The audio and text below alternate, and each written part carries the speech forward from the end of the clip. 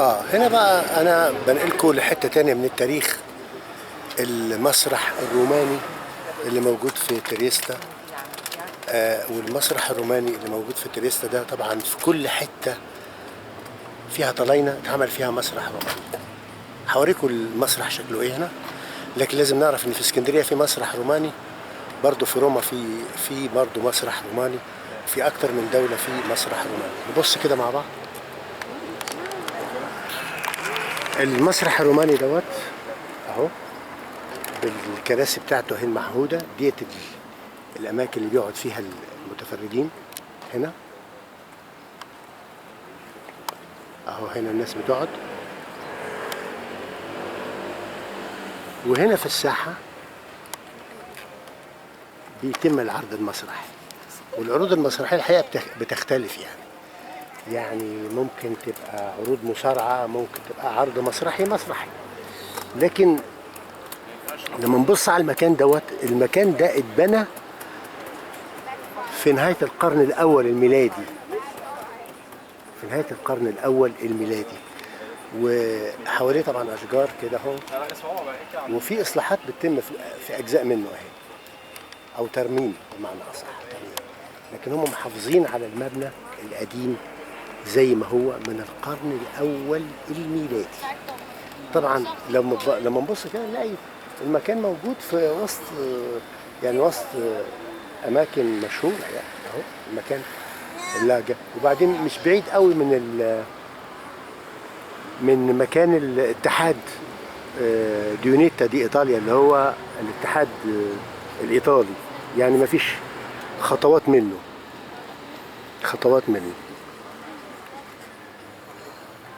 طبعا انت حضرتك لو معاك العناوين والاماكن اللي انت عايز تروحها وحاططها على الجي بي اس بيوصلك، لكن بتحس بقى بالعراقه بتاعت المباني القديمه. المبنى القديم ازاي.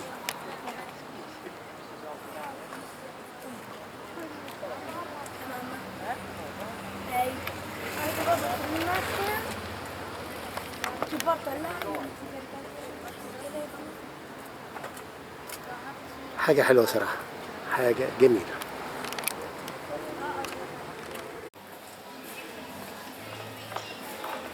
هنا برضو احنا وماشيين شفنا كنيسة فقرينا عنها، فاكتشفنا هي كنيسة للعذراء، مريم. برضو دخلنا كده،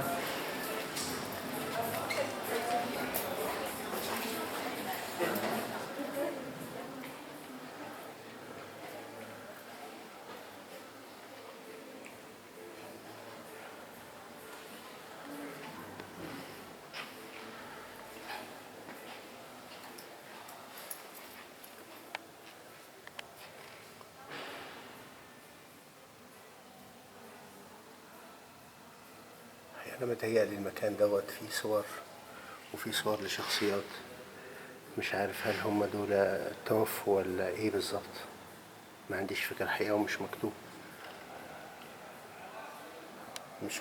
ايه وضعهم بالظبط. وفي حاجات كده غريبة يعني، وفي كلمة مكتوبة اوفيرتا. طبعا هحاول اشوفها بالايطالي ايه معناها اوفيرتا دي.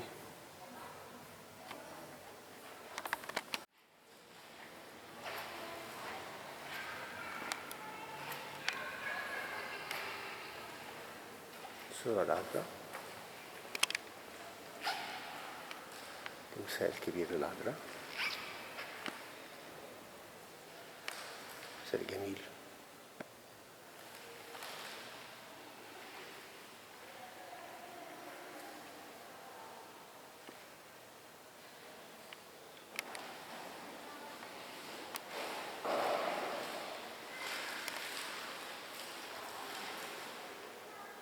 العذراء والمسيح.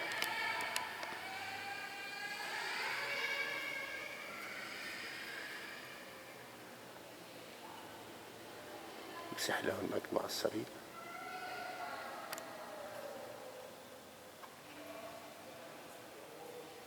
المسيح برضه مع الصليب.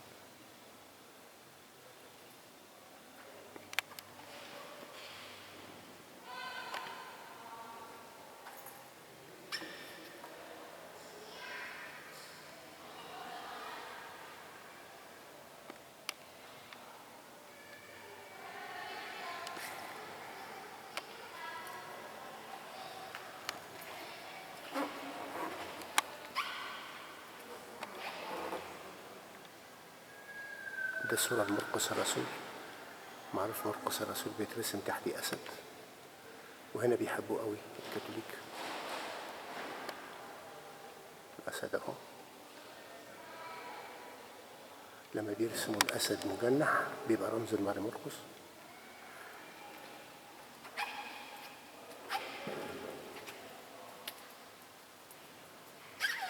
وهنا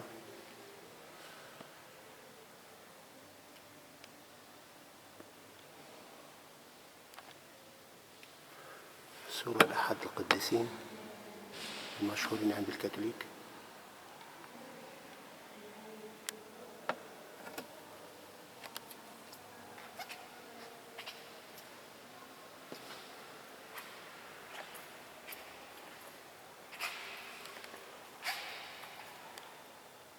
نسمع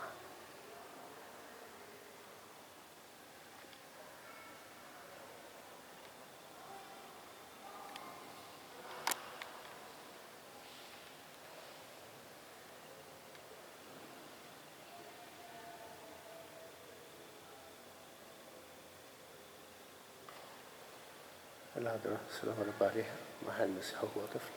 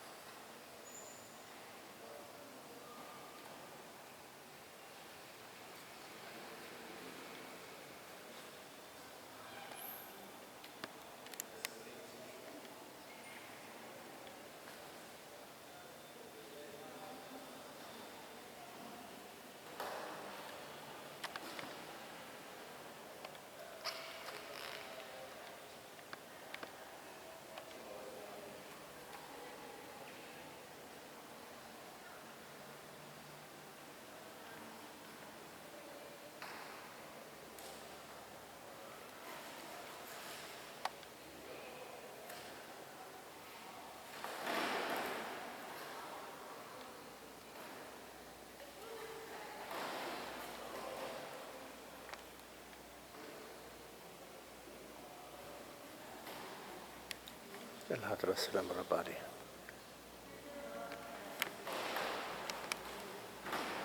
السقف طبعا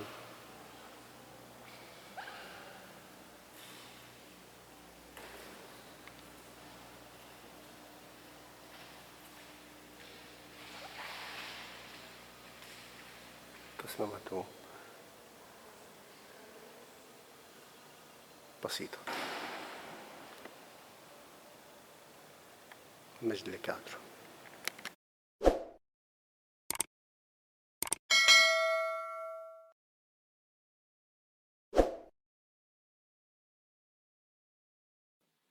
والنبي ادونا شويه لايكات، ده ببلاش مش بفلوس.